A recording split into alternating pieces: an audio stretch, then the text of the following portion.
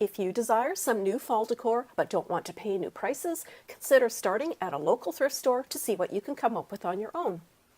I'm starting things fresh by washing each thrift store item and soaking off the labels. If the adhesive stays behind, a quick wipe with Goo Gone works instantly. Next up, 2 fall-toned plates are getting the pumpkin treatment. I'm cutting a small piece of black sign-grade vinyl, however you can also use contact paper. Placing a stencil on top, I'm cutting some pumpkin faces with an X-Acto knife. This stencil is called Mini Pumpkin Patch Kit from Funky Junk's Old Sign Stencils. After the design is cut, I'm scoring the vinyl from the designs to the edge of the vinyl so I can easily remove the background.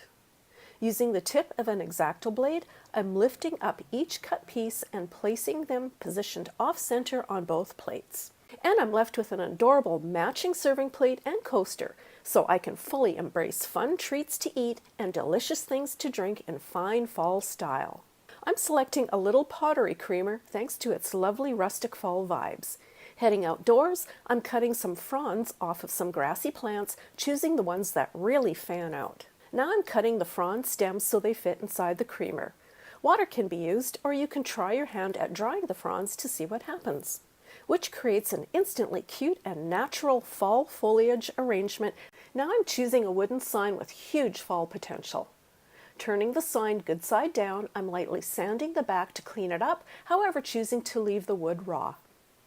I'm using a stencil called Pumpkins, Cider, Hayrides, Fire Pit from Funky Junk's Old Sign Stencils. I'm selecting 1 fall sign saying per board, taking care to ensure the arrows are rotating directions. The words are being stenciled in coal black by Fusion Mineral Paint. To keep stencil images super sharp, just ensure the paint-loaded stencil brush feels nearly dry to the touch before stenciling. Now I'm grabbing some thin rustic twine and wrapping it around the 2 ends of the longest signboard, then securing it by tying a knot. To decorate the sign, I'm trimming some faux dollar store flowers to tuck under the twine on one side and gluing on some foam pumpkins to the other side. And I'm left with an adorable fall directional sign that can easily chime in with any other fall decor to theme up a vignette to the hilt. But it's also cute enough to stand out on its own too.